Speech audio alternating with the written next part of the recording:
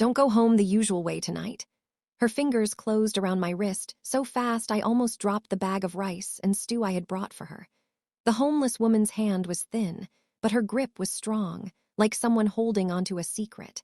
We were standing near the hospital gate, under a weak streetlight that blinked on and off. My heart started beating hard. I looked at her face. Her hair was messy and her clothes were old, but her eyes were sharp and serious. Not begging, not smiling, just warning me. "Take a longer route," she said again, slowly, as if she needed to make sure I understood. "Tomorrow morning, I'll tell you everything." I tried to laugh, but the sound would not come out right. "Why? What do you mean? Are you in trouble?" She shook her head quickly. "Not me, you." Her voice dropped to a whisper. "They watch you, they know your steps. If you go the normal way, you will not reach home." My throat felt dry. "Who are—" She glanced around, left and right, like the darkness itself could hear. Then she leaned closer, and I smelled smoke and hospital antiseptic on her clothes. "I cannot say now," she breathed. "Just listen, please. You have fed me many times. You have given me money when others looked away. Let me repay you one time." The streetlight blinked again. For a second, her face was half in shadow, half in light. And then I noticed something that made my stomach twist. On the back of her hand, near her thumb, was a faint mark. A small, black symbol, like a tiny triangle inside a circle. I had seen it before. Not on a person. On a file folder at my office. A cold chill ran through me. I pulled my hand back without meaning to. "How do you know about my steps?" I asked, my voice shaking. "How do you know about me?" Her eyes softened for a moment, like she felt sorry for me. "Because I used to be where you are," she said. "And because someone inside that hospital still owes me a debt." A car passed by slowly. The driver did not stop, but I felt the car's headlights sweep over us like a flashlight. The woman stopped talking. Her body became still. When the car finally moved on, she looked up at me and said one last thing, very clearly. "If you see a white bus with no plate number, do not look inside." My skin prickled. A bus? Why would I see a bus? She did not answer. She simply stepped back toward the wall near the hospital fence, like she wanted to disappear into it. Then she pointed down the road, away from my normal path home. "Go now," she said. "Take the longer route, and do not tell anyone I spoke to you." I stood there, holding the food bag, my mind spinning. The air felt heavier, like rain was coming, even though the sky was clear. My normal route home was straight down the main road, past the closed pharmacy, then through a short street near the market. I had walked that way every evening for months. I wanted to ignore her. I wanted to say she was just scared or confused. But the mark on her hand kept flashing in my mind, and so did her words. "You will not reach home." I took one step, then another, choosing the longer route. My feet felt slow, like they were walking through thick mud. Behind me, the homeless woman was quiet. I did not look back. I turned the first corner, and that was when I heard it.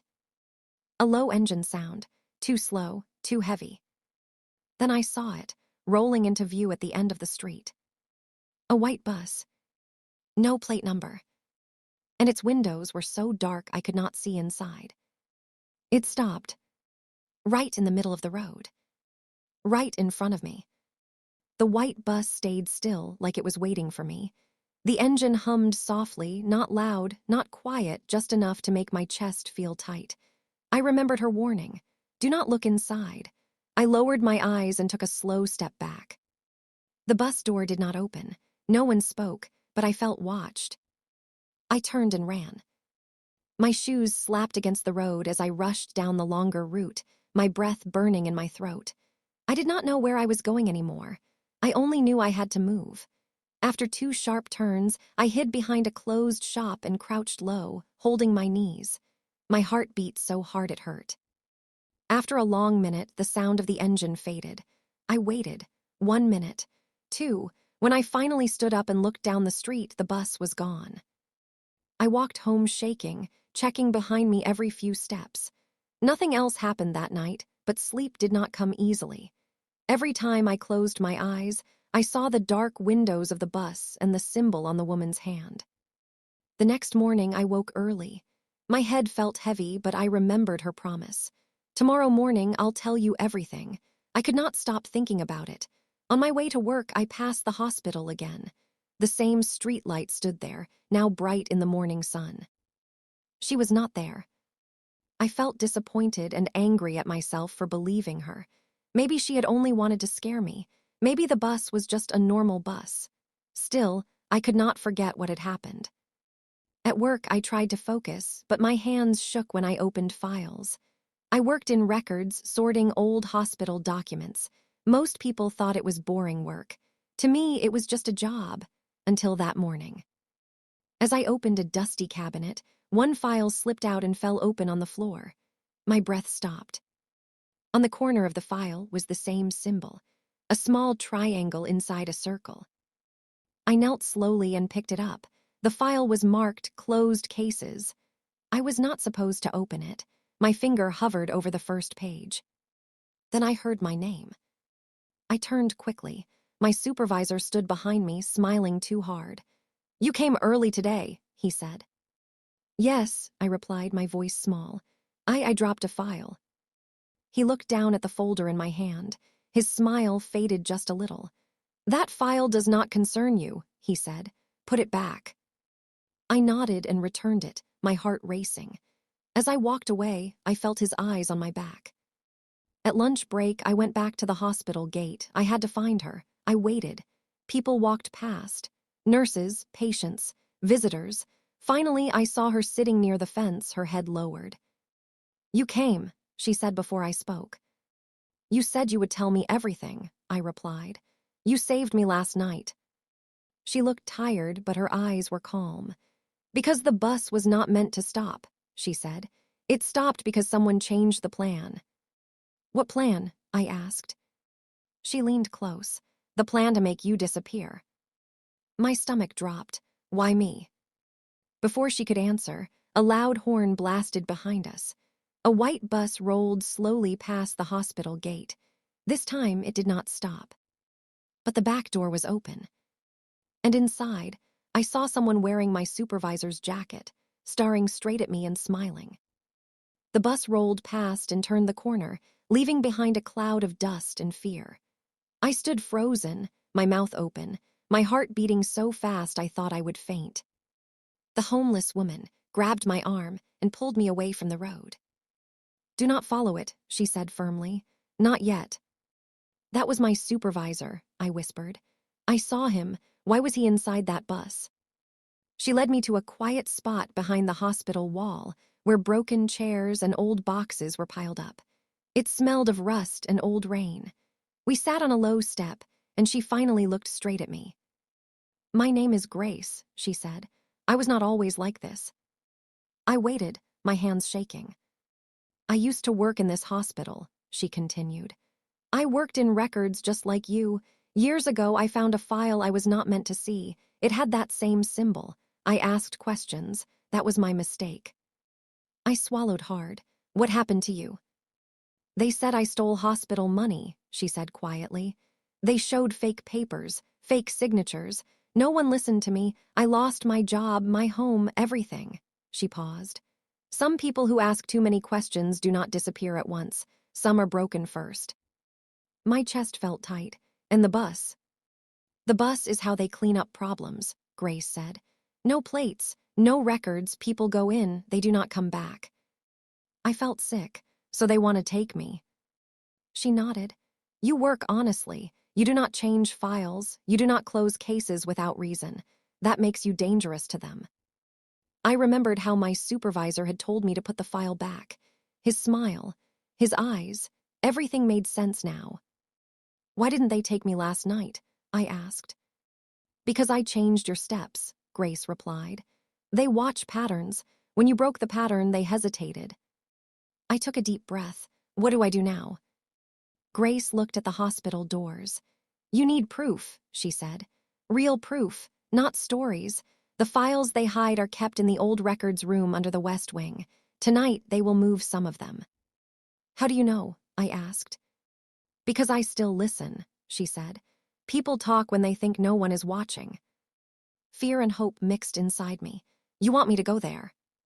She nodded slowly. "Yes, and I will help you." That evening, I left work pretending everything was normal. I waved at my supervisor. He waved back. His smile made my skin crawl. I returned to the hospital after dark. The lights were low and the halls were quiet. Grace waited for me near a side door. She handed me a small flashlight. "Stay close," she whispered. We moved carefully through the corridors, our footsteps soft. At the west wing, we found the old records room. The door was unlocked. Inside, shelves were stacked with dusty files. The smell of paper filled the air. Grace pointed to a cabinet in the corner. "That one." I opened it and froze. Inside were dozens of files. Each one had the same symbol. Names, dates, notes written in red ink. Some names were crossed out. One name at the top made my blood run cold. It was mine. Before I could speak, the door behind us slammed shut. The lights went out, and I heard footsteps coming closer. The darkness pressed around us like a heavy blanket. I could not see my hands. I could only hear my own breathing and the slow footsteps outside the door. Grace grabbed my arm. Her voice was calm but very low. "Do not move," she whispered. The door handle rattled.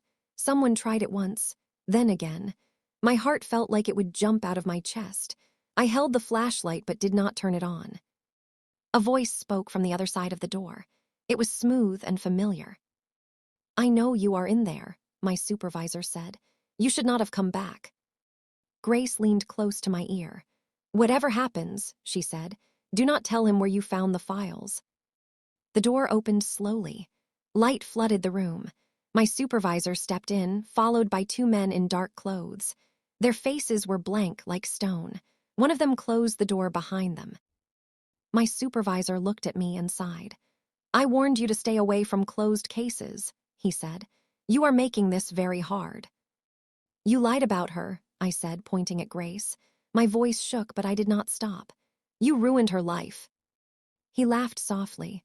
"Life ruins itself," he replied. "We just help it along." One of the men moved toward the cabinet. "We should finish this," he said. Grace suddenly stepped forward. "You already tried to erase me," she said. "It did not work." My supervisor's smile faded. "You should have stayed invisible," he snapped. Before anyone could react, Grace kicked over a chair. It crashed loudly. She shouted, "Run." I grabbed the flashlight and ran past the men as fast as I could. One of them tried to catch me, but slipped on the fallen chair. I burst into the hallway and kept running, my footsteps echoing. Alarms began to ring. Red lights flashed. Doors started to close. I turned a corner and almost crashed into a nurse. "Help!" I shouted. "They are trying to hurt me." She looked scared and confused. "What are you talking about?" Behind me, I heard my supervisor's voice again. "Stop him," he said calmly. "He is stealing hospital property." Two security guards rushed toward me. I froze. I did not know what to do. Grace appeared from another hallway. She held up a file and shouted, "These files prove everything." The guards hesitated. People began to gather. Nurses, patients, visitors. My supervisor's face changed. He looked angry now. "Get her," he ordered. One of the dark-clothed men lunged for Grace. She stumbled backward toward the stairs. The file slipped from her hand and slid across the floor. I ran to grab it. At that moment, the lights went out again. Someone screamed. I felt hands grab my shoulders and pull me backward. I fought, kicking and shouting, but the grip was strong. I smelled metal and oil. Then I heard Grace's voice one last time. "Do not let them take you." The lights flickered back on. Grace was gone. And I was being dragged toward a waiting door marked exit only, where the low sound of a bus engine rumbled outside. The exit-only door swung open, and cold night air hit my face. The white bus was parked just outside, its engine running low and steady. One of the men pulled me closer to it. My legs felt weak, but my mind was clear. Grace was gone. I remembered her words, "You need proof, real proof." I stopped fighting. The man pulling me looked surprised. Good, he said. That makes this easy. They pushed me toward the bus door. It opened with a slow hiss. Inside, the seats were empty, except for a metal box bolted to the floor. I knew then this bus was not for travel. It was for silence. Just as they tried to push me inside, I shouted, "Wait." My supervisor stepped forward, annoyed. "What now?" "I copied the files," I said. "Before the lights went out, I sent them." His face changed, not anger, fear. "Sent them where?" he asked sharply. "To the hospital board," I replied, "and to the police records office, and to the media." That was a lie. But it was a strong one. He stared at me, trying to see if I was telling the truth. At that moment, loud sirens filled the air. Blue and red lights flashed across the hospital walls. The men holding me let go. Police cars pulled into the parking area. Officers jumped out. Nurses and security guards ran toward the noise. My supervisor took a step back. "This is a misunderstanding," he said quickly. A police officer walked straight toward him. "We received an anonymous report about illegal detentions, falsified records, and a vehicle used to remove people without documentation," the officer said.